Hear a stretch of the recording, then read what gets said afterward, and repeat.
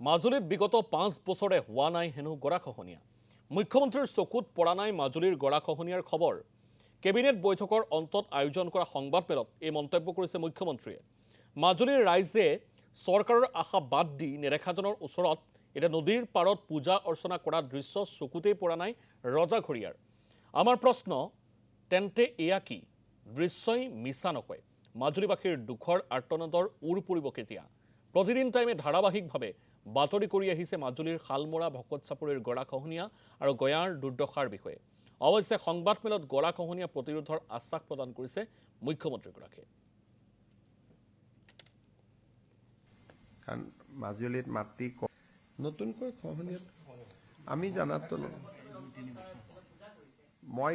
মইতো নাজানো, কাৰণ কিহৰ কাৰণে যোৱা 5 বছৰত অন্তত নতুনকৈ মেজৰ ক্ষয় হোৱাৰ কোনো বাতৰি আমি পোৱা নাই। গতিকে দেখা যাব পাৰে, কিবা যদি আছে আমি চাই দিব পাৰিম।